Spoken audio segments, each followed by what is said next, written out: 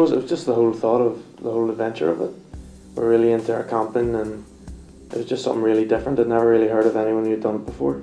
There was the physical challenge that I quite liked, and also the mental challenge of doing it, and also the fact you would see so many different cultures, different people. I liked ambassadors in sport, obviously, because it's football, and I do enjoy football, and I love God, I love mission, and I love Africa. Like, I'd never really done any cycling, so I didn't understand, was 200 kilometres feasible in a day? Was 300? So I hadn't a clue. I just thought, right, we'll get in the bike and we'll just not get off it until we'll finish what we want to do. So I think none of us really realised what it was going to be like. No. Until you're in that situation and you're doing it. Mm-hmm. Before we even went, I was kind of quite realistic. So I was looking at different things what other people had done and what we had to do. And I was looking at training programs, and I was actually taking it quite seriously in the preparation of it.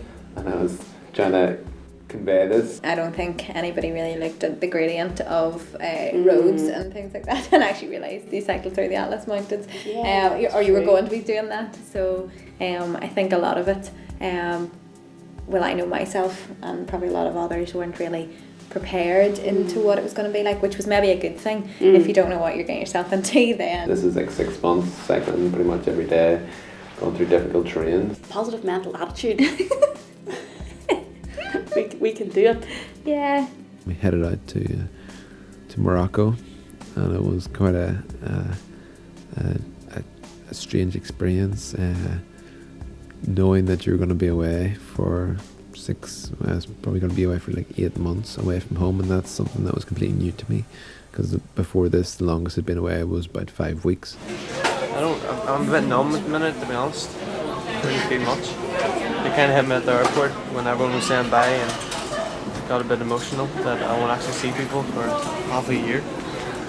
It was really exciting to first see the truck, kind of see our home for the next 6.5 months, and to kind of check out our bikes and to meet Philippe and Steve, to see the tents. Bought all the gear, our wind-up torches, all our bike gloves, all our bike gear, kind of try it on and getting the bikes and giving them a wee go was class, really exciting. Just to think about everything that was going to be ahead of us.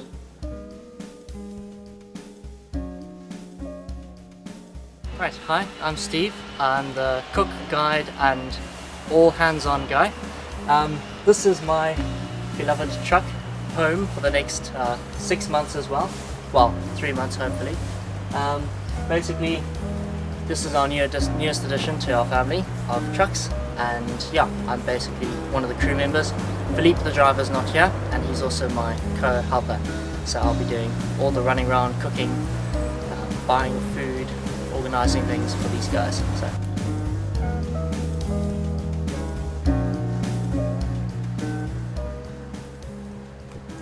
Basically what we're doing now is trying to work out these bikes.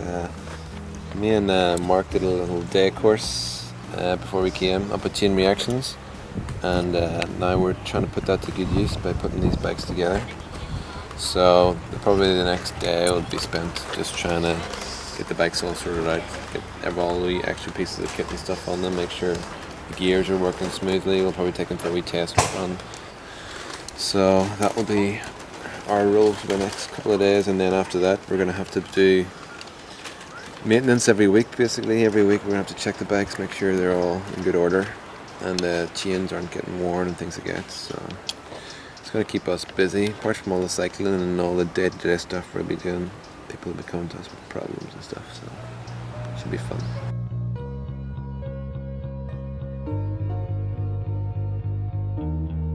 Hi everyone, my name is Oliver James. I'm from South Africa, and I signed up to join Cycle for Hope, and it's been great so far. Been here at night, and it's just great to be out exploring new places, and for a great cause.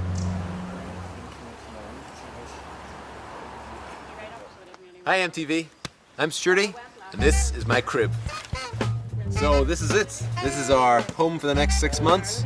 We've got these good tents. We have luxury mattresses for us to sleep on, and we've got these sleeping bags which will go down to like -10 degrees. We have also liners and stuff inside them. that keep us cool and keep the sleeping bags from getting too bogging.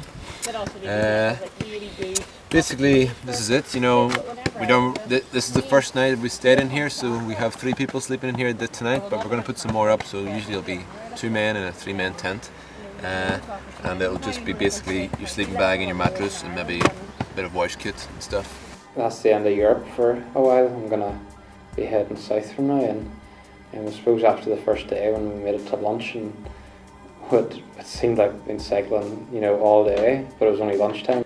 I hope it was not all going to be like this, but the first day in particular was so hard, and because we hadn't done a whole pile of training, our bodies weren't really used to it, and our sort of legs and stuff were just so sore, and some stages just to actually walk up the steps to get into the truck, it was absolute agony. And it's by far the hardest day of my life so far. We just went up a hill, a non-stop hill that was higher than Slieve Donard. So we cycled up Slieve Donard basically, and it was so hard, so tired. You cannot begin to imagine. Emotionally, absolutely in pieces. Like so many times I wanted to get off the bike and just throw it off the mountain, like. But we got through it, and we've another 20k to go till lunch, and then we're halfway through the day. so much cycling, but it's what we signed up for. And we were just so happy to get to the campsite at the end of the day, you know, and get into bed. So yeah, the first few days were really hard. Wasn't it 5 for a while? Yeah, just as soon as the sun came up, straight into cycle gear, and then getting breakfast, getting your tent down, then straight away then getting on your bike kind of thing. For me too, like I found it was like you didn't think of just getting on your bike and cycling, you had to organise everything else and where you were going to do or what was going to be for lunch and things like that. But you know, you would get on your bike, cycle how far? Probably about 50 kilometres before the first break, wasn't it? Yeah, we'd meet the truck in like 50 and then maybe do another 40. So you were looking at kind of 90 to 100k before lunchtime. Get our lunch, have a bit of siesta. At that time it was just so hot in the day that you couldn't cycle. You just couldn't be cycling through midday kind of sun. And we were cycling along the blistering heat. It was like cycling through a hairdryer, and just sweating so bad. Absolutely just sweating buckets. Really humid the past few days, and you're just cycling along and just sweating. You're having to drink an awful lot more, but the water's really hot. You're just cycling along the last 15-20 k's there, and part of you kind of feels like you're nearly going to pass out and just fall off the bike or something. Sure, drink so much, my stomach can barely keep up with how much I'm having to drink, and the bottles are not much cooler than the surrounding temperature. So then it would be back on the bike again, cycling another maybe 40 kilometres or so into camp. As soon as we would have come in, it would be tent up, shower, dinner, and then devotions and bedtime.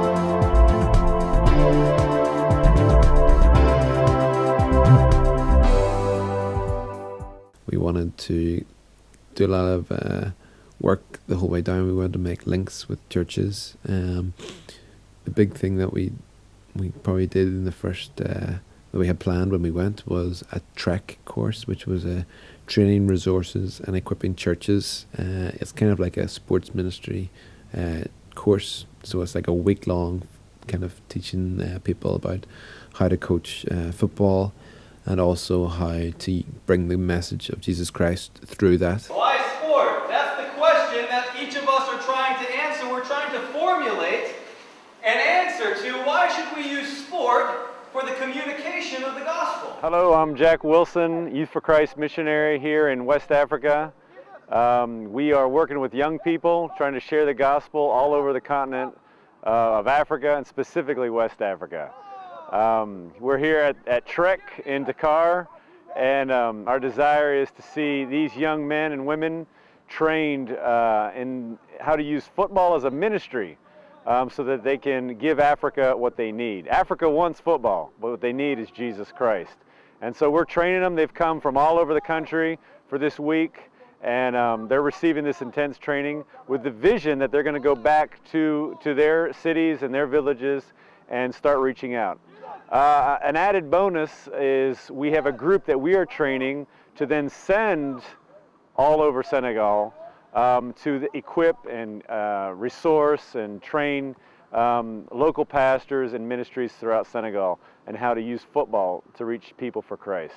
Rob had asked me if I would do it, so I went and I helped. I'm so glad that I had that opportunity to do the trek course because it was something so different and could affect so many people. And maybe people have been saved because of what we did there, so that's something that was a great experience.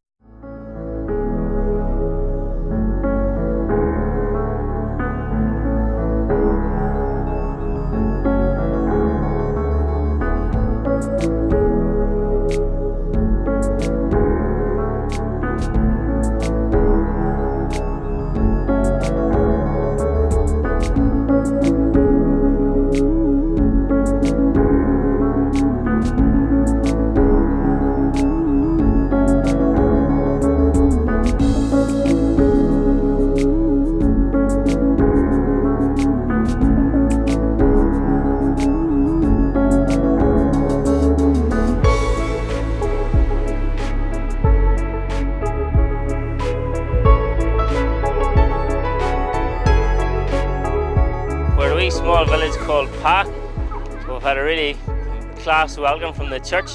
Just had African tea, and they've done a bit of dancing and everything for us, showing us kind of how they worship. We're just at the church here, so we're able to kind of keep inside the church. They've been really great. We've had a question and answer session with them this afternoon, kind of hearing what it's like to live as a Christian here in Pa, here in Burkina Faso.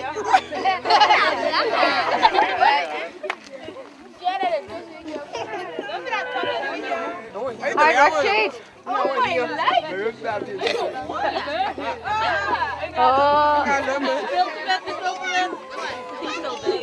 It's like she's ruining my tea, my dinner.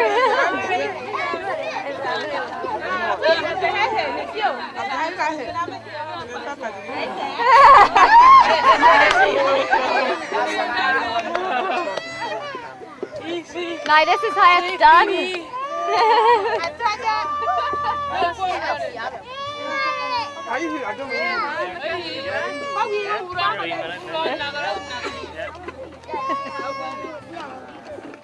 Now this is how it's done. Yeah, we've just been helping the ladies here. Well, not so much helping. We've been standing watching the ladies making dinner here. They're mixing maize, and basically we were attempting to have a go at it. We're quite slow. I don't really know why they're mixing so much. I assume they're just mixing it all in to make it into a thick sort of paste. And this seems to be what they eat most of the times. It's very difficult. It's very hard work. How did you The find guys, the pastor was saying and stuff that they farm maize here, so that's their stable diet is maize, whereas a lot of places it's kind of rice, but I think they were saying that the rice is more expensive obviously because they aren't farming it, so yeah, maize is their substitute here, and they have that as the main part of their meal. So yeah, they're mixing away here just on the fire, and they're about to start the sauce on the other pot, so we'll be quite interested in how they make their sauce and what it turns out like, so it's cool. Yeah, it is hard work. Yeah, so it's really good being involved, isn't it? Yeah, Like, it's and really doing nice, it with and as them well, I and- think they make it for like loads of families. We're sort of trying to ask, and it seems to be that they're making this for several families, whether it's sort of the small area around here that they all cook together, and seems to be a bit of a community spirit going on here. Which I that think cooking's- is really, really good, the community kind of aspect of it, because at home, you know, we just have in our own houses, just like obviously like Rob and I, and you Grab know, and go. Yeah, and you kind of don't really enjoy your food as, in a sense. You just gulp it down you and away you go. Whereas here, you know, they take time over cooking it and then they eat it like with everybody around, which is just a really good community aspect of it. Yeah, and you'll see here, if you look down here, there is chicken. And They I just think killed that this might an hour be ago. freshly killed, and I think we have absolutely everything in it, which is good not to waste. But I don't know if I could manage it. So yeah.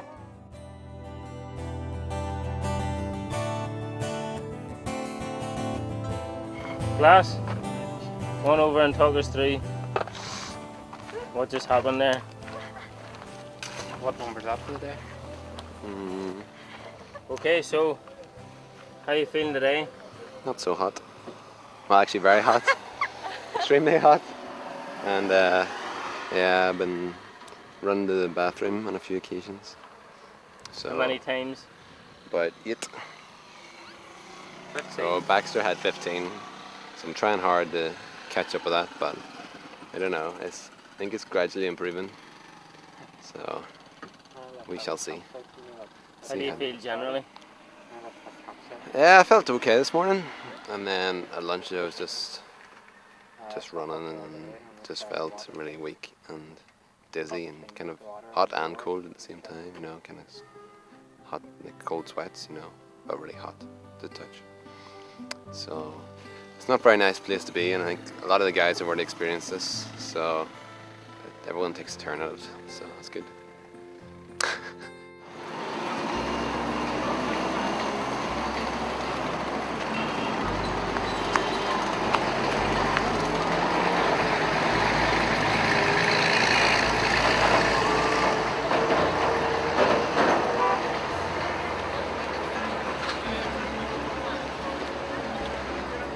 Right, let me introduce you to Fan Milk family.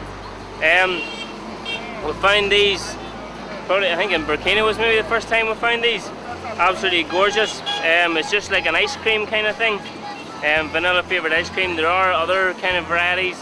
You can get like cocktail ones, fruit cocktail, things like that. Orange ones, so they're absolutely gorgeous. So all you do is rip the end off and just suck it out, and it's just like ice cream. Absolutely gorgeous. It's 10:30. It's probably like about 40 degrees, to be honest with you. You're just sweating just standing still, so these are an absolute lifesaver. So we'd stop at the wee places along the road, and there'd be like all these little bowls of rice and some sauce, and if you wanted some meat, you would get some meat. And they're so cheap, like 30-40p for a bowl of rice and sauce. And that was kind of our staple diet. If we could find one of those during the day, it was cheaper to go to there than almost to make our own things. And also would try and source anything cold as well. So if there's usually Coke, you could find pretty much anywhere you went. It was like a sixth sense, sniffing out a cold Coke. Yeah. If I'm lucky, I'll make it to lunch. If I'm not lucky, I'll die out here in the heat. But luckily, we just turned just this way here. There's a wee shop over there sells Coke. So if I get left here, it's okay. I've got like 2,000. That'll keep me on Coke for about an hour. So it's good, yeah. But I'm a bit dirty. It feels so dirty. So you get Coke, and then sometimes you get Fanta, sometimes Sprite, you know. But mainly you could always find a Coke. Sometimes if it was cold enough, it was dependent on the village and if they had electricity and stuff like that. How it was they were cooling them. Yeah, and then obviously we'd cook in the evening and we'd have a big pot of rice and meat, probably more meat than you would during the day. So it's just like a matter of getting the carbohydrates in the evening, just for energy. I'll be looking. Right, hold on. And again. Yeah, look scared. Is that his head? Right. Hold on, I want to get a close up of you biting into it. Wait. Oh, go. Just spicy. Ay, caramba! Oh, it's chewy. Just spicy. Spicy. What's it like? Yeah, they're. It's disgusting. Is it? Oh my goodness. Do it. Yeah, Mom. Where's disgusting? Like what kind of disgusting? This is your new doxy. Yeah, there's so much. Oh. Doxycycline in the caterpillar. It's unbelievable. He's That'll, gonna cry. cover you for the- Jordy's So gonna cry disgusting. for the first time in his life. You're a mad dog. Can I just like? What does it taste like? It's really hot.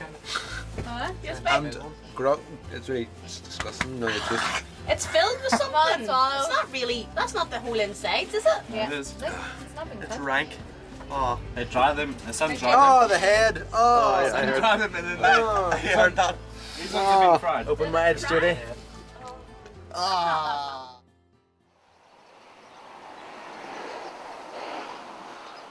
suppose it was a wee piece of home. It felt like, you know, it was familiar. Okay, here underneath here we keep all our water. So pretty much every day or every other day we have to go and fill all the water. Sometimes it's not too bad. Sometimes you have to go to a well and draw it all up yourself and then carry it back, you know, a few hundred meters. Here we have our fridge, and this works most of the time. It works when the truck is running, and also there's batteries that keep it going. But when we're stopped for a couple of days, the fridge doesn't work anymore, and it gets quite warm. So we keep meat and butter, yogurt, and some people store some food for packed lunch, leftover food and stuff in it, and also water bottles for cold water. We don't have much cold water. Here we have all our first aid kits. So we've got all our medical stuff, you know, doxy for malaria and stuff. We have this is our electric points. So Ollie has rigged this up. We've got this inverter, and also we've got a couple of batteries, so we can charge one battery when the truck's going and things like that. And then we can charge all our phones and MP3 players and things like that. I'll show you under the floor. So this is our safe here. We also store a lot of food and stuff the whole way along this floor. I'll just show you here. I won't open it all up, but yeah, the safe is where we keep all our passports and money, and just the rest of it is just for food and other bits and pieces that we've picked up. These are the water filters. Filter our water and give us nice, warm drinking water, and that's relatively safe for us. Okay, well in here we've got all our tools and things we use to fix up the truck. Just basically anything you can think of that we might need is in here. We've got like drills and silicone and tape and paint and things like that, sandpaper, so all these bits and bobs come in handy whenever you're trying to work on the truck and improve it. We've got all Steve's cooking utensils. We've got a gas cylinder for cooking on the fire. In here we've got cups and stuff with all numbers on them. We all have each a number on each a plate.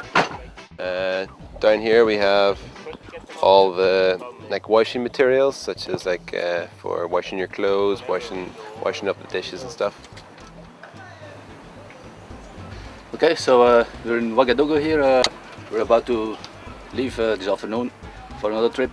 So what I'm doing here is a bit of maintenance, just checking oil levels, seeing if all the bolts and nuts are still tight, checking the fluid for the steering, and yeah, topping up oil. So looks alright until now, everything's fine. Yeah.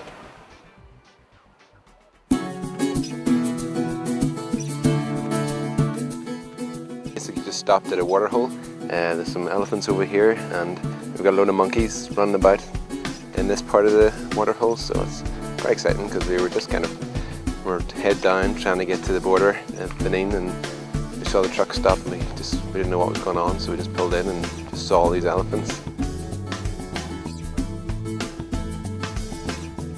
Njai Falls in Benin. It's like this really big waterfall, and it's really clear, fresh water. It was sort of like 30 kilometres off the route that we were going, and Sturdy had the map out, and he said, "Oh, there's a waterfall up here, let's go." And thought, "Oh, okay." And then we were going down the roads were terrible, and it took us hours to get there, and it was so warm, and we were all thinking, "Oh, Sturdy, what have you done here? This is a nightmare." But we got there, and it was incredible. As I say, the water was just so refreshing, and we stayed there for a couple of days. And it was unbelievable. It was definitely the highlight of the trip for me. 3, 2, 1, go!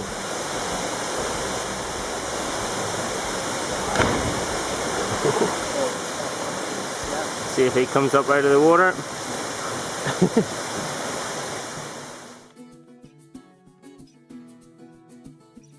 Everywhere I go in Africa, I went in different countries, Gabon, Burkina Faso, Ivory Coast, Central Africa, and everywhere people are saying the same thing. We need to be taught in the Bible. We need training. We need to know the Bible. So I think that this is the main need for Africa. Africa is a great place to soul win, to plant churches. People are very available. They are aware of spiritual things because they grew up in a spiritual environment. Yeah, I believe that sport it's a good tool to be used to spread the gospel. I hope that when our church will grow, we're going to start something and call you and come and help us to do something in this country, Benin. Remember, we all got like motorbike taxis. Everyone just hopped on the back of a motorbike, no helmet, no nothing, and we're all just like flying around this town. There was no rules, no traffic wardens or anything out there. Everyone was just like, it was basically a big race between like, I think it was like 13 or 14 bikes all flying around Benin, and that was just real class. Just such a fun memory. Sorry. I was thinking smoke. Yeah. Okay. Hey. Yeah, let's go. Okay, here we are. We're about to go mopeding through the streets of Cotonou, so it's going to be pretty nuts. Here we go.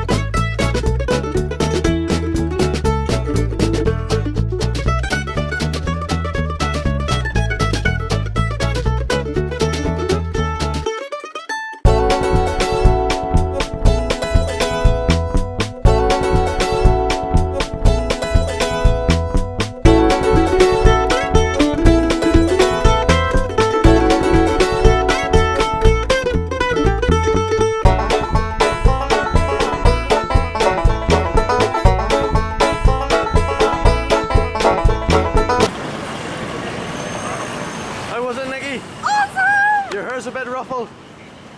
Sure, it's always frizzy. There's a flipping ocean over there. It's keeping it damp. That was so much fun. We had the fastest bikes, definitely. Look at this. What was it like being a celebrity in Nigeria?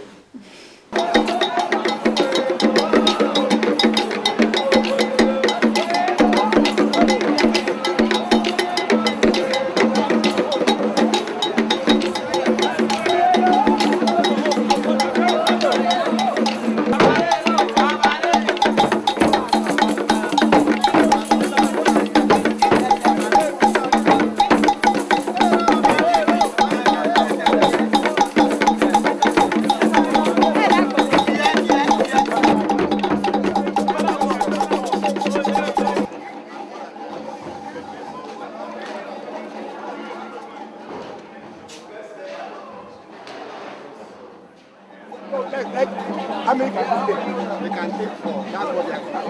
I will speak there. We have a Okay. Who do you want to talk to? Who among them? So, hello. Yeah. We are ready for you. Okay, yeah. And people who love sport in Nigeria.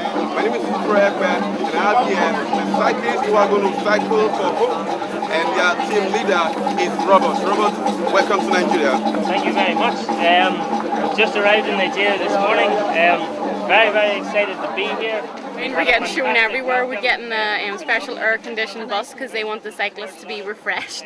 We're heading now off to Lagos. We've just met like the governor of the area. We've met, I don't know who all we've met, but very important people, and it's just really, really just quite cool, and it's just amazing how they want to welcome us, and praise God that his name is going to be shown across Nigeria. So yeah. We are a Christian organisation, so we want to tell people about the hope that we have in Jesus Christ and the change that He can make in our lives, and that's part of the message that we want to share with people through the Cycle for Hope.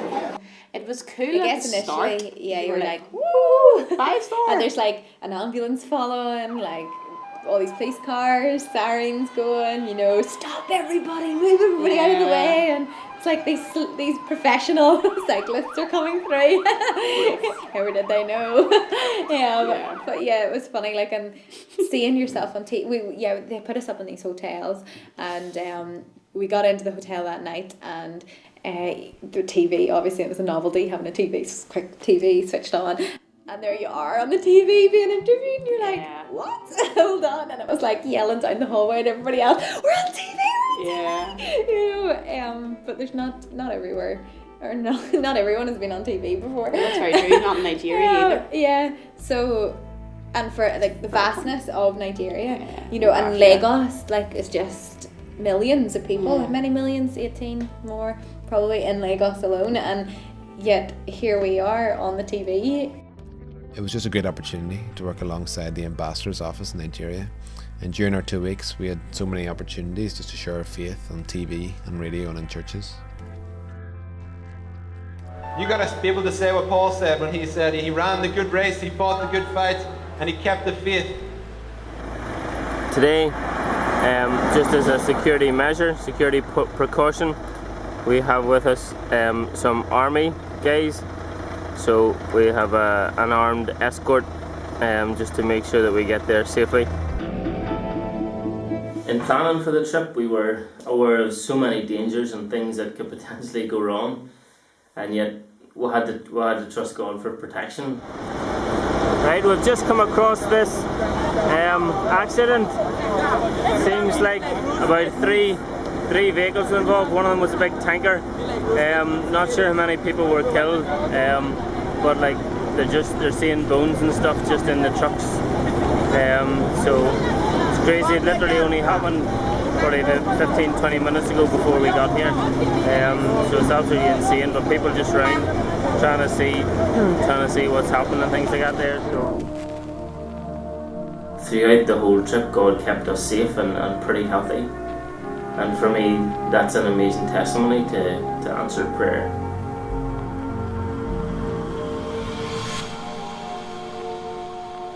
We're at the Cameroon border. Came over last night and kind of, to be honest, got stuck. Philippe went ahead and had a wee look at the road, which it's just not going to be possible with a truck. So we've had to try and figure out a plan. Going back isn't really an option because we would have to go back. We'd have to go further into Cameroon to get another Nigerian visa to go back into Nigeria, and then we'd have to get another Cameroon visa in Nigeria to come back in again, at a cost of about £1,700 for visas alone, plus the travel, plus the days that we're going to lose. So we're going to cycle ahead. So we've kind of put a day pack, a couple of day packs. We could be away as much as 7 to 10 days on our own. So it's going to be fun. We've nothing to sleep on, we've nothing to sleep in. We're going to have to find places and people that'll kind of host us or look after us. We've got our passports with us. We're just going to have to buy food because we just literally on the bikes can't carry things. So it's going to be some crack. A bit of an adventure anyway. We're never going to forget this. It was definitely a step of faith. Across the Cameroon border, we have this wee stretch of very bad road, which is why the truck couldn't make it down past here. So we're going on ahead. We've probably got about a 6 or 7 day cycle to Yaoundé. So hopefully we'll get there. Then, you know, a few hours into it, you're absolutely covered in mud, you're soaking. It started raining for like the first time, and when it rains in Africa, it absolutely rains. I'm currently up to my ankles in mud, and yeah, it's awesome though. So everyone else is way ahead. Me and Johnny stopped to get some cool footage, so yeah.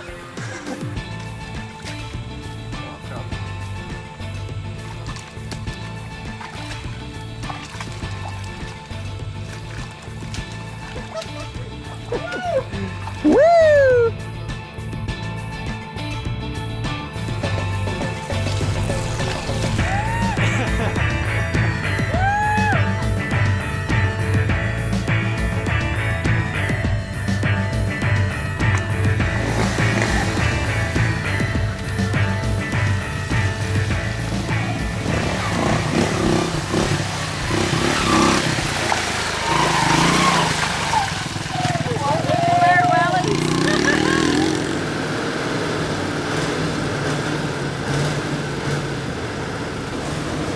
Okay, well, as you can see from this truck, this is the reason why we didn't bring our truck. We weren't able to.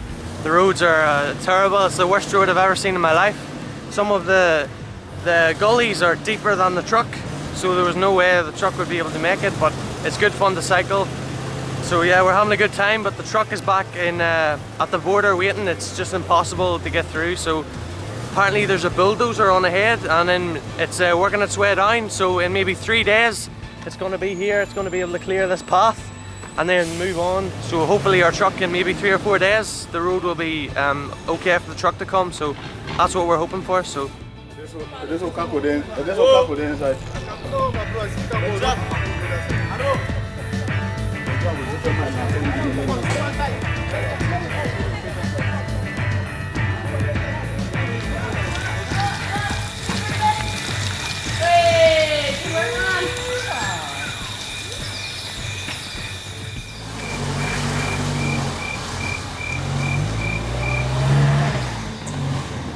So Kayla, how do you feel?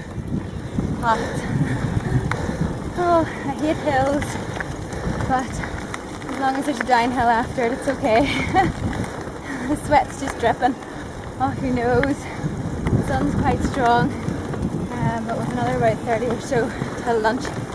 Now about, let's see, maybe 10 to 11, so we'll have a good bit to do before getting in before midday heat. So keep going.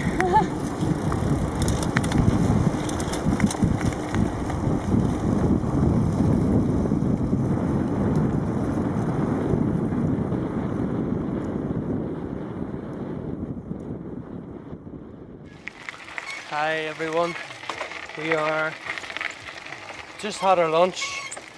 We're in the middle of some big like rainforest. It's pretty cool.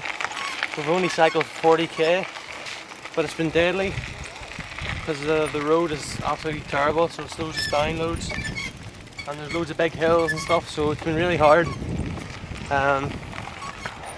It's really sore on your hands and your bum too, all the bumps and stuff, and everyone's pretty tired, so yeah, it's pretty good.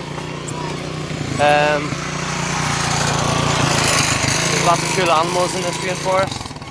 Apparently there's like lions and tigers and stuff too, so hopefully we won't run into any, but we met a guy earlier and he was out hunting and he caught a monkey and stuff.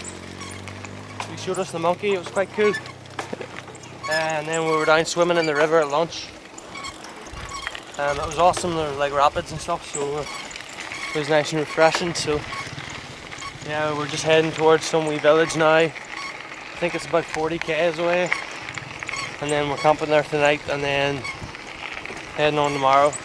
So yeah, pretty much what we've been doing. Which is can't if you touch it.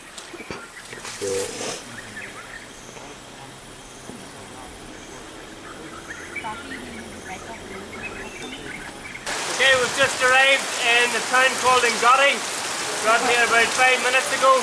Kyla and Rebecca had gone on ahead, so they found some place to stay. They're staying with their family here, so they've decided to let us in and look after us for the night. But literally about 10 minutes ago, it just started lashing. So absolutely bucking, so we're completely soaked. We're just going to sleep in the veranda and stuff tonight, so it should be pretty cool. Hopefully the rain stays on all night, but it's absolutely unbelievable. But this is the shower time now. Woo!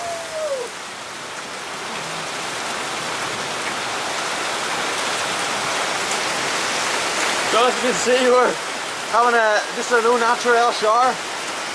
Pretty much having a monsoon here, a mini monsoon. We're cycling on our bikes. We'll get absolutely soaked, so we'll just throw our clothes off, stand in the rain, stand under the gutters and get a shower. It's probably the best shower I've had in about a week, to be honest. But pretty much it's going to be like this for probably the next month or two as we go through Cameroon and Gabon, because it's their rainy season. So we're just going to be hitting the monsoon pretty much probably every day, or if not every other day.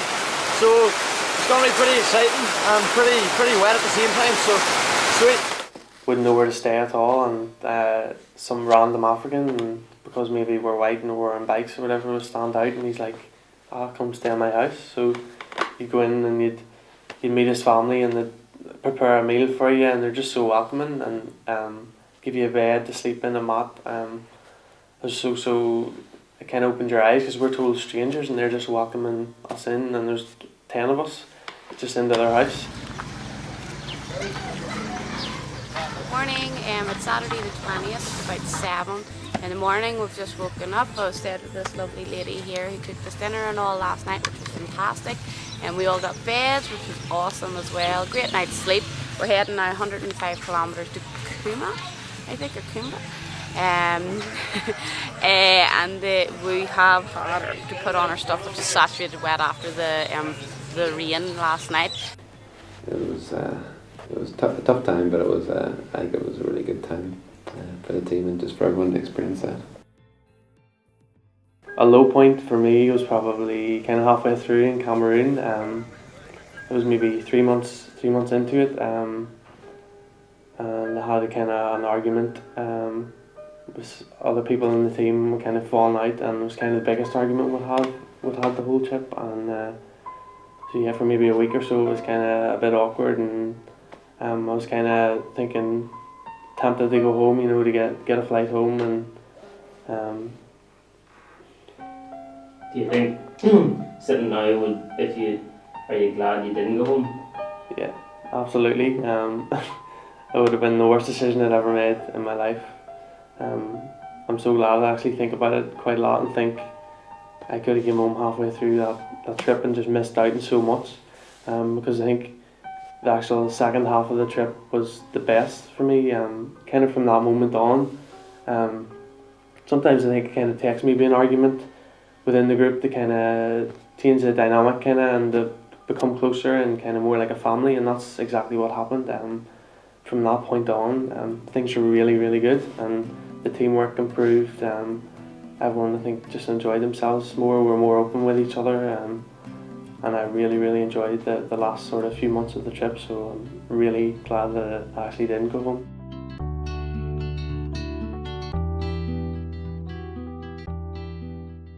So we've met up with a pastor here in Yaoundé who is kind of taking care of us. The last couple of nights we've had meetings in the church just to share the vision of AIS globally and specifically in Africa. It's something they're very excited about. They don't currently do any kind of sports ministry, but we've had many guys at the churches the last few nights, and it's been really exciting to see the vision that they have.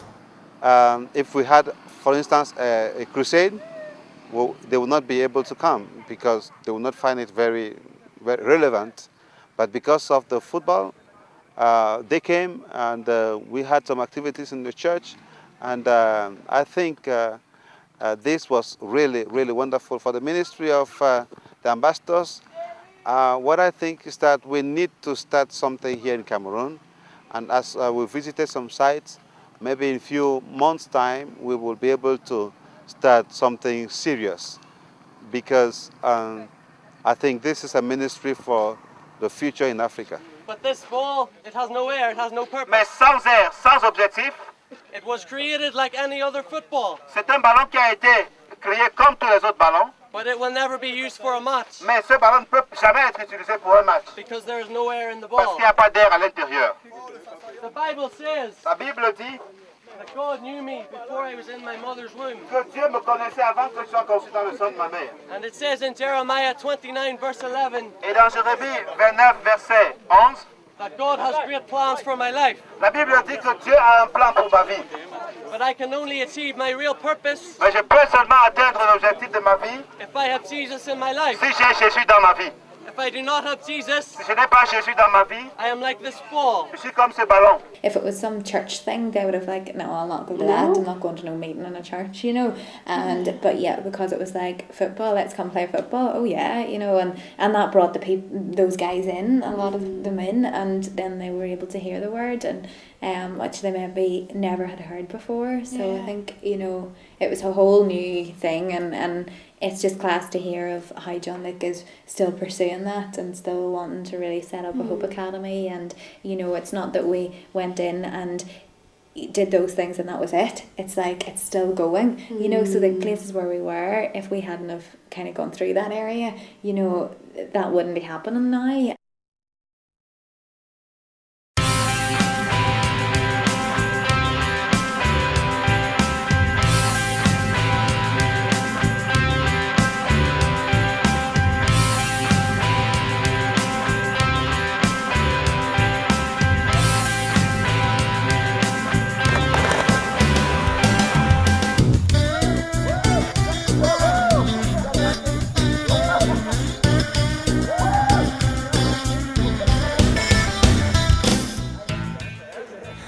We're going up an absolutely insanely huge hill. Remind us of Morocco, but hopefully there's going to be a good view at the top. That's what we're praying for anyway.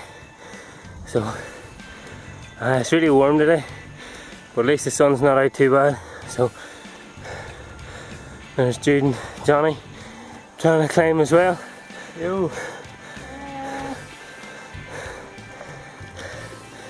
7 kilometers an hour.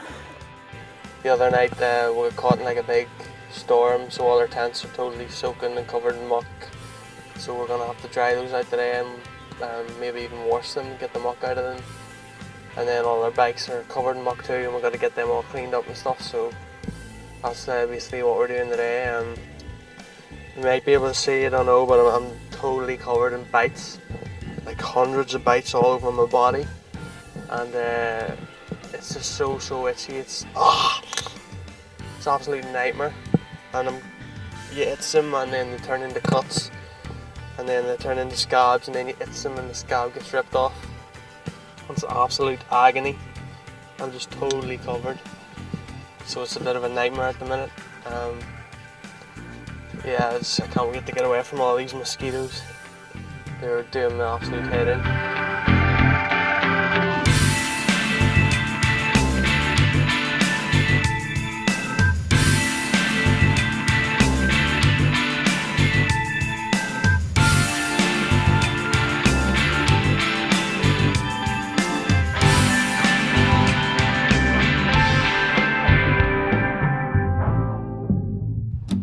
Come on down to the dawn of the world. Let's take that path through the atmosphere and give 4,000 answers to all of your questions, and maybe it will all become clear.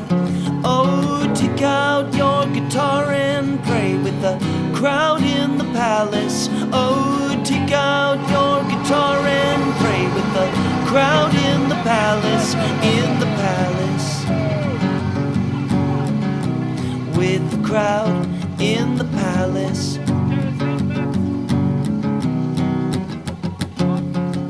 Let's roll. So we just crossed from Gabon into Congo. It was a bit of a funny border crossing, no one really around to check anything or let us through, open gates. But yeah, within about 50 meters of the Gabon last building, the road just turned from perfect tar to the sand you see around us. We've managed about 5 kilometers without getting stuck. And yeah, just this section here, it's quite a high ridge in the middle of the road, so the diff and exhaust and the front axle, everything just sitting down on that. So we've got the spades out, sand mats, just had to do a bit of digging. It's hard work, especially when there's not a lot of space to work in. Yeah, it's very cramped, awkward positions, but yeah, second attempt we've got through this little patch here, and hopefully Philippe's been able to pull away and just stop in a section where he can once again get away. And yeah, hopefully you won't have to do this too many times, but apparently it's like another 150, close to 200 kilometers of this, so yeah, it's gonna be interesting. Scenery very much like Eastern Cape, South Africa, so I'm feeling right at home. Yeah, it's just a bit awkward having some lazy people in the group. It would be nice if they came and did some digging, but Crowd in the palace. Oh, take out your guitar and pray with the crowd in the palace. Oh, take out your guitar and pray with the crowd in the palace. With the crowd in the palace. With the crowd in the palace.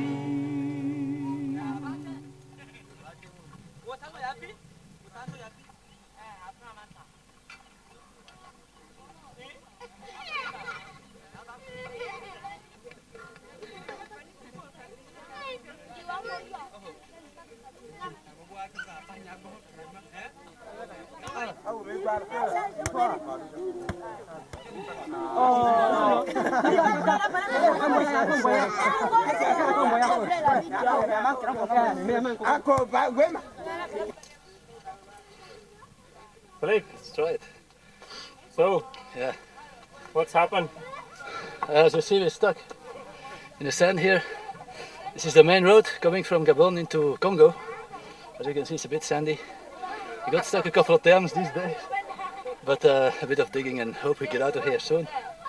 Let's try it, we'll see. really screwed the road up behind us for the next person.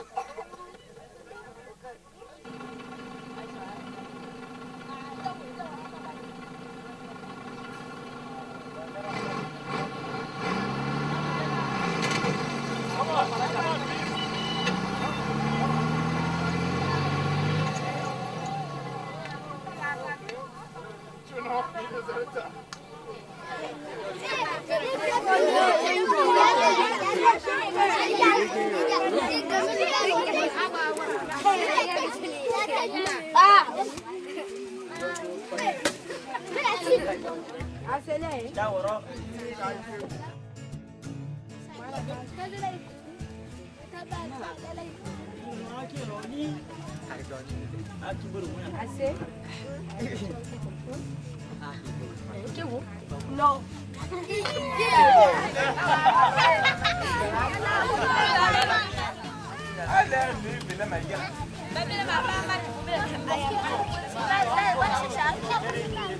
Hey guys, so the story is pretty much we've got about 90k to go until we get to the next town. We're basically in a tiny village here. The scenery is class all around, but unfortunately we're stuck in sand. We've been working on it for over half an hour now, just digging. We tried once there to get out, but it's pretty well stuck, so don't know what the crack is. We're gonna keep trying. As I said, we've got 90k of this sand road to go, so odds are we'll not make it tonight. We'll get stuck a few more times. Like the whole village has come out to see what the crack is. All the wee kids are absolutely loving it. We're doing some football tricks. It was pretty fun. I'd love a nice cold Coke though, so hopefully I'll get one either tonight very late or tomorrow. Hopefully we'll make it into the town, so that's pretty much it.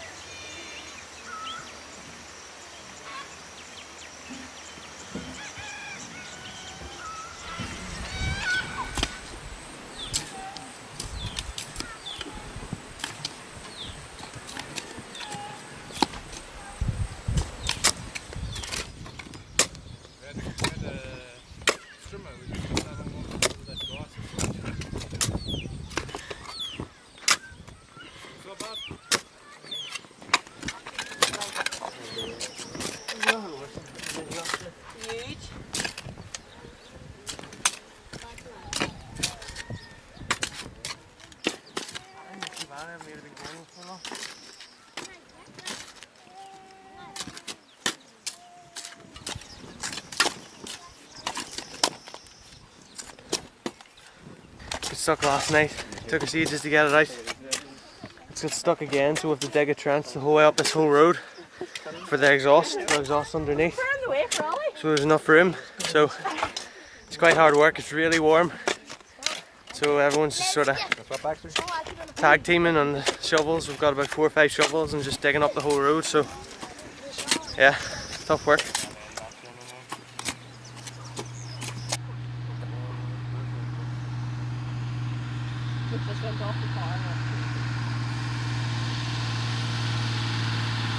Yeah, you going. Push, push, push. Come on. Oh yeah, didn't get to the truck.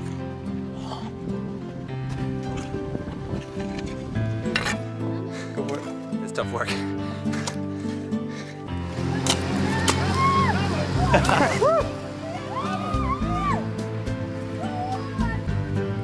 Go on, my son.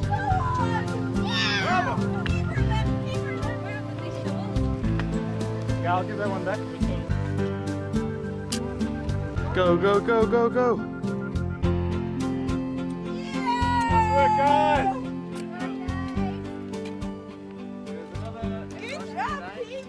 Team Hope.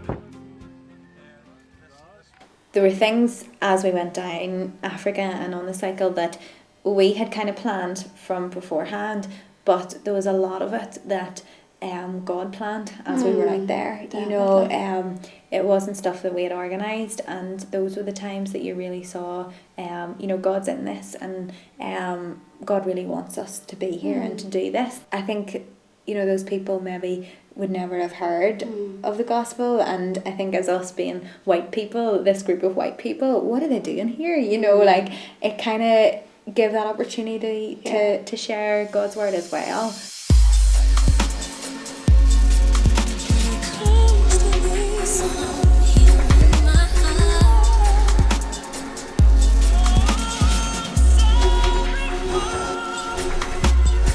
Okay, so we're just crossed over the Angola border this afternoon. We started at 8 o'clock this morning and finally got across just after 1 o'clock, half 1.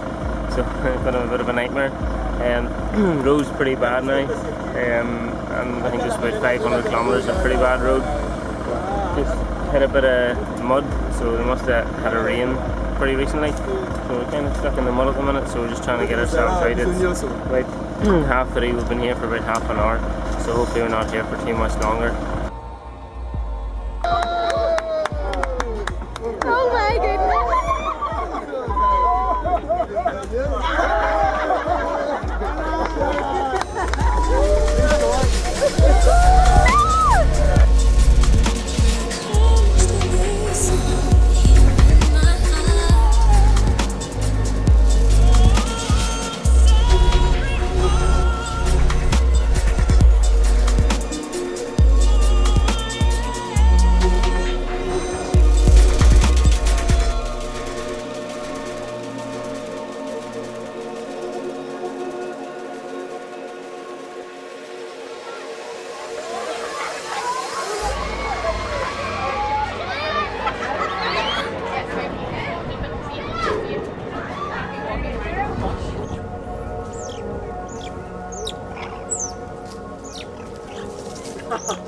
That was clearly the double meal.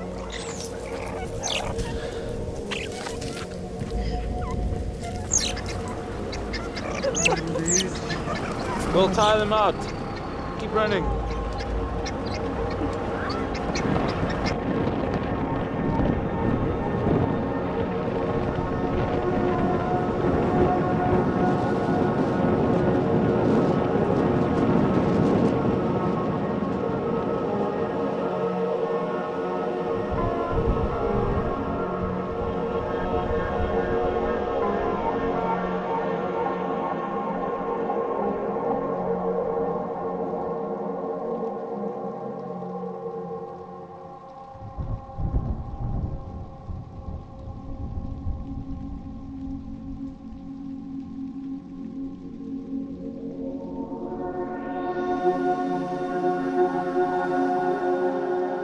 And something kilometers? Yeah, there's more. Yeah, it was like 600 something kilometers. That was me I loved the challenge of that again because it's like 3 days, 600k. It was brilliant. So we set off like ridiculously. We all got up like 4 o'clock that day. Cycled in the dark with headlamps on. We did 220 kilometers or something, and I was just cycling all day, up and down hills, mountains, headwind. Probably some of the most difficult cycling, but it was a really great experience and a real euphoria when you kind of did that, and then it was like we're setting us up for the next day. Yeah, the next day you get up and do the exact same thing, and it was quite good. You sort of knew the distance you had, and you thought, well, this is impossible. But after every day, you were that one step closer and closer, and it was like a mini challenge amongst the huge challenge of the 6 month cycle. For a long time, it was just us 10 in a Yeah. sense, and having more people just added to the group as well. So it was great to have more people coming out and sharing the experience with other people, especially family members and things like that. Yeah, it was really exciting, and it was good because you kind of could blend a wee bit more into the background and relax a wee bit more, because all these new faces were coming in. You know, they were kind of taking over the duties and stuff, which was really, really welcome. It was also good. My cousin came out, Lee Sharp and the boys came out. It was they brought a lot of banter to the group. So yeah, the last couple of weeks sort of did pass by in a bit of a blur. I think I was just so tired, and then I think in a way you'd almost got used, become a bit of a recluse in a way, like hadn't you? Because you're sort of at this wee like holy huddle. You knew everyone, you knew everyone's ways. You knew all what you had to do and how you had to do it, and then other people coming in a way you tried to include them and you tried to show them different things and stuff. Yeah, I think we but kind of such a routine. Them. Yeah, it was like, oh, we just do this and come on here. You come with me, and do you know, and people just came along. I think it must have been difficult too for maybe the people coming in because we were in such a routine, and because it was so hectic the last. But it was so different to them. Yeah, for them. Yeah, and I think it was like, right, here's the way you do it. Come watch, come follow, come do, kind of thing. And in a sense, that was probably hard for them to kind of get used to that. Well, end of our first day, and I'm glad that I put all those hours of training at home. Those 7 miles I did before I came really paid off today. I actually thought I was going to die at one stage. How do you feel? Slightly better than you. Half time was a good turning point. It was a game of 2 halves today. First half was mighty tough. Second half got a little bit easier, I thought. Yeah, I think after stage 3, when we got to lunch, refueled and got over them hills. Well, I was struggling after the third stage. I weren't sure I was going to be able to carry on, but lunch and a magical lunch that the girls cooked and a couple of anti-inflammatories seemed to do the trick, and we sort of cruised the last quarter, so I think we might be just finding our rhythm. We're just scared to sit down now because we don't know if we'll be able to get back up. So tomorrow morning, first session might be a bit of a struggle, but hey. We're just about to get the rubber rings out the bag to sit down for dinner. Other than that, all good. The first day, and she's done 180k, which is absolutely brilliant. And Richard's not in yet, and I still can't see where he is. Richard's on his way and he's also done 180, and it's his first day too. And you haven't slept in 2 nights. No, that's true, I haven't slept, but I'm totally wondering where these guys are, but that's good, that makes me feel better. Oh, it's all good, and we'll do it again tomorrow. Okay. Do you know, you sit there and you say it's going to be the most challenging thing that we've ever done, but when you're actually going through it, it's not just strength, physical strength, it's mental strength as well that gets you through, because it is very difficult, but very rewarding when you reach the challenge. What motivates you? Why do you keep going? Truth is, I've got a lovely wife at home and I've got 4 kids at home, and I should be with them really, so I can't go home and say to them that I only did half of it. I'm here to make sure I do it all. If I drop, I drop, but they know I'll do it. Because if I think of my first couple of weeks in Morocco, how different it was and how much you had to adjust for them to come out and do that in 2 weeks, where we were very much like you know, a bucket shower, there's your bucket, there's your water, Go for head it, off yeah. somewhere and find a space. You know, that was so normal for us. Yeah. So I suppose you probably didn't realise, probably could have been more supportive at times, because I suppose for me, I didn't realise what they were coming into. It was so normal for me. And then as well, I suppose you were so tired, it was just a case of, just do that there, you'll be fine. So it was brilliant because it was fresh and it kept changing, but I think at times it was hard probably to be inclusive at times, because you just wanted your comforts as well. But everyone did it in well. When it comes to the end of something or anything, the end's coming, and I think, maybe the 10 of us, for the people coming out in the leg, it was like 2 weeks and it was they were so excited, but yet in the scale of things for us 6 months, it was coming to an end, and people knew that, and you kind of could see the finish line. You were winding down, sort of, whereas they were just winding up for their not too many steep hills yet, but the bum's all. But we've got 50 k's now to go, and I think it's going to be good. I'm looking forward to it. Talk us through how does it feel cycling in a tandem? Yeah, it's a lot easier than a normal bike. And hopefully this ox can pull me back all the way to Cape Town. So yeah, it'll be good. It's nice. It takes a bit of coordination, a bit of balance work, but it's been going well.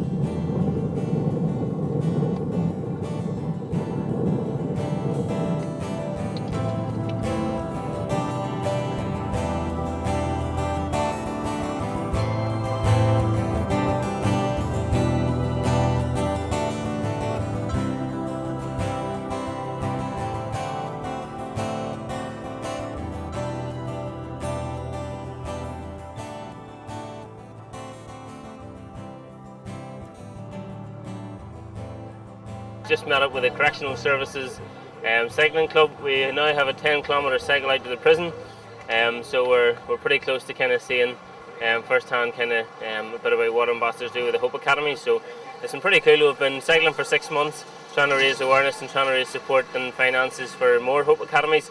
It's class the work that they do here, so it's going to be pretty cool to kind of see that firsthand. And then there's a bit of a match this afternoon, so really looking forward to it. It's hard to believe it's over.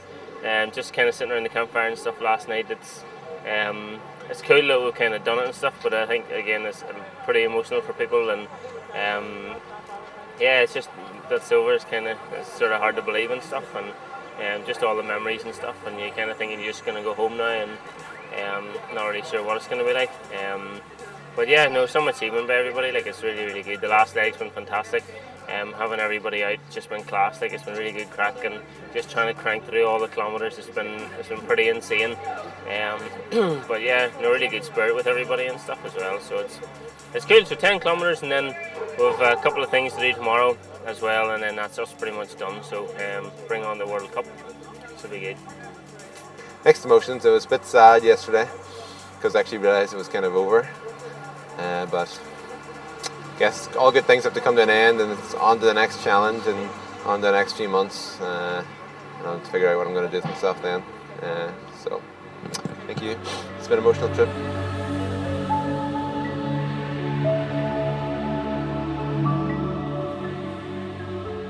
One of the best memories I'll have is the day we cycled into Drakenstein prison. We cycled past the statue of Nelson Mandela, and I didn't know anything about this place even the morning we were going to it, and to cycle past that during the World Cup, everything was just, the atmosphere was brilliant, and to cycle past the statue and into the prison to see the guys in the Hope Academy and the reception we got there was one of the big things. And you sort of, whenever you see them, you sort of think anything you did over the last 6 months was definitely worth it. If the money that we raised for those guys down there, if it can change somebody else's life, how it's changed theirs, you'd cycle it all again. Hi there, my name's Adam Bull. I'm from England. I'm the head coach here at Drakenstein Prison, or I should say Drakenstein Hope Academy, because that's what we're doing. Hopefully we're bringing hope to these young men There's 3 ways we're doing that: for football, faith and future. Through the football, we train 3 times a week and we play in an outside league on a Saturday. Last year they won every single game apart from 1, which they drew, and this year we hope to do the same. As well, in the football programme, there's life skills. We know that football can't change man alone. We know that through the power of the Word of God, lives can be transformed. So on every training day, we bring life skills that are biblical based, and we know that through the Word of God, their lives will be transformed. So that's the faith side of things as well. So also the Word of God is brought every morning, and we often have pastors coming into the programme to also bring the Word of God. And also we very much look into the future of these guys, so already training them now about their future through life skills. So we're teaching them how to be good leaders, how to be good fathers, how to be a good friend, and the guys really respond well to that and they love that. So we're trying to invest in these guys as much as possible, but like I said earlier on, as we invest in these guys, they give so much back to us, because these guys are doing the hard work, we're doing the easy work, coming in just telling them what to do. They have to do the hard work, they have to change, and they have to make the difference, and they really are doing that.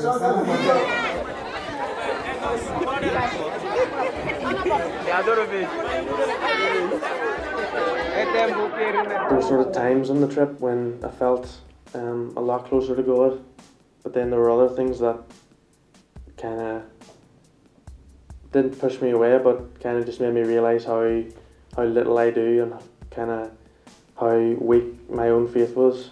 When you see, you know, a lot of Africans have completely nothing, but they're very happy because they have their faith, and that kind of has an impact on you and makes you kind of think a lot about your own faith and your own life, and I think a lot of people would expect to sort of go off to Africa for 6.5 months to kind of that to really increase your faith and to get closer to God. For me, it was kind of hard because it kind of made me realise how much of a hypocrite I am. And you're maybe sitting around the campfire night having your Bible study, and you're saying how you want to impact the lives of these Africans and all the positive things you want to do, and then the next day and you're tired and a wee kid would come up to you and maybe ask for like a bracelet that you're wearing or something, and you're like, go away type thing, and then it really makes you feel like a hypocrite, and that kind of had a negative impact kind of on my faith for a while throughout the trip. You learn a lot about yourself when you're put in those situations, when you're tired and hungry and there's the whole team's there and there's maybe a limited amount of food. Are you going to give the last bit of chicken to your mate, or are you going to take it for yourself kind of thing? And I think that really opened my eyes and I learned a lot about myself. You know, has that impacted your life now, or is that just kind of something that happened in the past? And it probably should have had a lot more of an impact than it has. I realise, you know, what I should do, and the kind of how hypocritical a lot of the things I do here at home are. But yet I'm kind of still stuck in my ways. So I've seen what I should do. I've seen how much I have and compared to people out there, but yet I'm kind of comfortable right now, which is quite sad for me anyway. I think being so close within a team was probably difficult, and I think you learnt a lot about yourself. There's a lot of things that character traits come out that you just don't like about yourself, and you realise that they're actually there, and then you realise that that's not Christ-like. You know, whereas at home you maybe don't see those as much because you've maybe been in a group, somebody said something that's annoyed you, but you can walk away from it, you can go home and you can think about it, whereas on the cycle you're in you know, just in the middle of it, and you maybe snap or do things and you really realise who you actually are. And I think then, you know, going back to kind of quiet times then on the cycle and reading scriptures, that you realise, yeah, that's not what Christ wants me to be like. And I think I've learned a lot about character and relationships, and that's probably what I learned the most spiritually on the cycle. There's a song that says about break my heart for what breaks yours. And I suppose in the west coast of Africa, like day in day out, you've seen things that like God's heart would have just broke over. Whenever you see the wastefulness, say, of our nation, and then these people struggling just to live day to day, you're used to all your materialistic things that you have, and you're still not happy. Yeah. But yet you know that all you need is God, but yet you just don't think of it. You don't take it in as much because there is so much materialistic things here. I think whenever you look at cycling such a distance, and whenever you live in Northern Ireland, you live in quite a small country, and I think that adds to your whole mentality of things, that you become small-minded, and things, you know, seem so far away whenever people talk about Africa. But I think from actually cycling to these places where people talk about being far, it sort of brings into perspective how small the world actually is, that if someone like you and me can cycle to these places, these people aren't far away, and there's a lot of things that they need done for them, and also those people on our doorstep as well. I think if you can travel that far to work with people, you should be able to find working with people on your doorstep so much easier. Like for me, the 6 months was a great opportunity to go away and do this, and spiritually I grew so much. I think I had a real desire to read my Bible, to read loads of Christian books, just grow my faith, spend loads of time in prayer with God. Things that, you know, here in the Western world, it's so hard to find time for because of everything that's going on. You fill up your life with things that you think are maybe important, or you think that they're maybe like, you think, oh, I'm helping people doing this, but actually you're you're filling up your time, you're trying to feel busy, you're trying to like do works for God, but you're not actually growing in a relationship with God. And I think the time out in the cycle, I find that I was actually growing in my relationship with God. And since I come back, I'm still filling the time up with all these activities, when actually all He really wants is me in prayer with Him. I think for me, one of the things that I look back on most and kind of think about most would be a village in Congo. And it was a village we stopped at just around about lunchtime. We spent our lunch hour there, and I remember Stuart and I just sitting under the trees and chatting to the guys, and it was brilliant just to kind of see their wee village and kind of see the life that they lived. But from a spiritual point of view, you just felt there was a real darkness, there was a real emptiness there in the village, and just even as they spoke, they didn't live for anything other than themselves, or than the rains that would bring the harvest, and just life seemed to be fairly empty. And you kind of wonder and think, what would the village be like,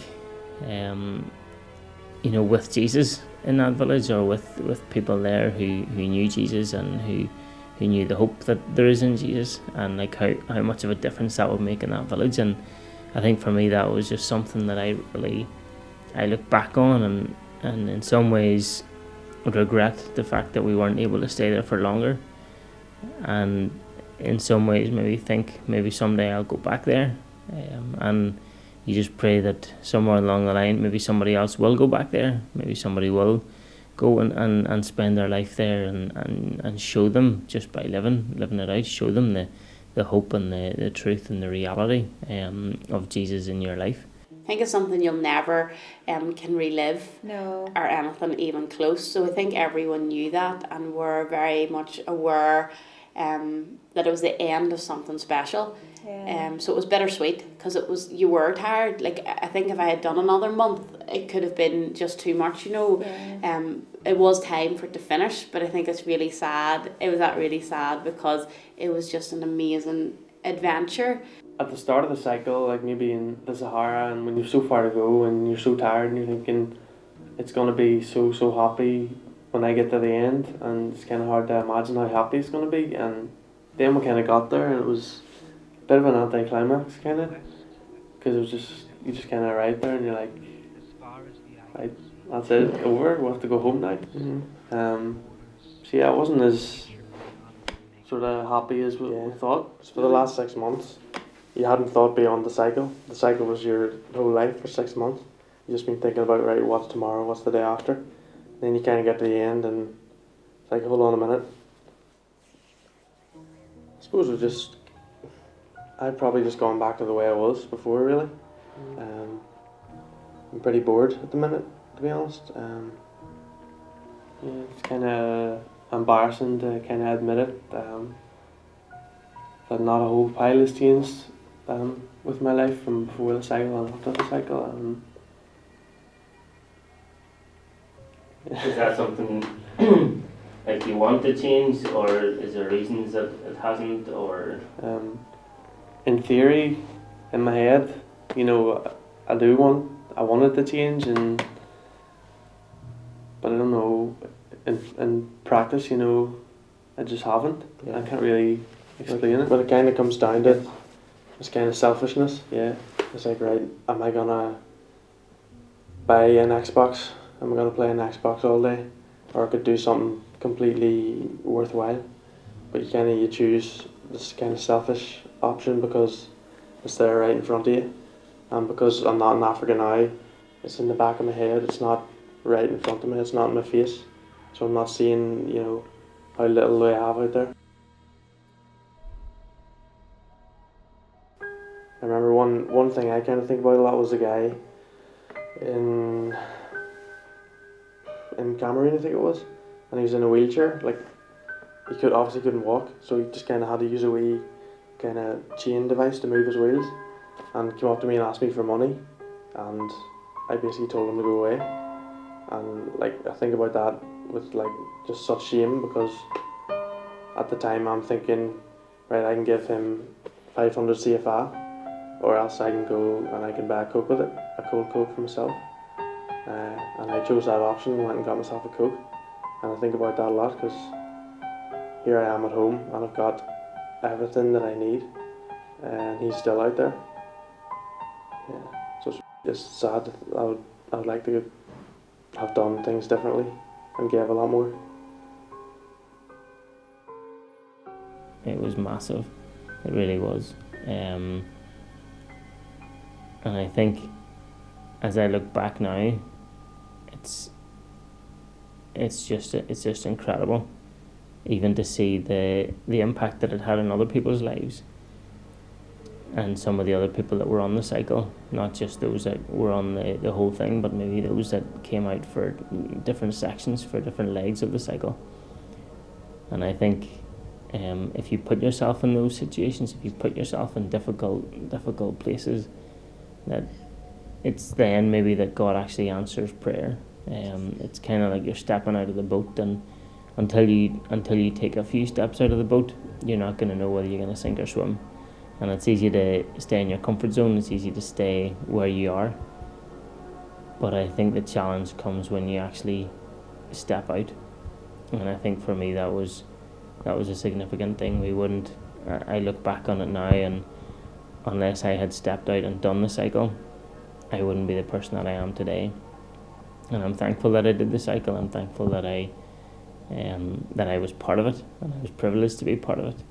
But I think as you look at that and other mission trips or other opportunities that you get in life, you don't learn unless you step out, unless you fall, unless you're willing to fall, unless you're willing to make mistakes. And the cycle definitely was that for me. I've learned a lot more about myself, probably trust God more, have allowed me to understand and know God more, and grow in my relationship with Him.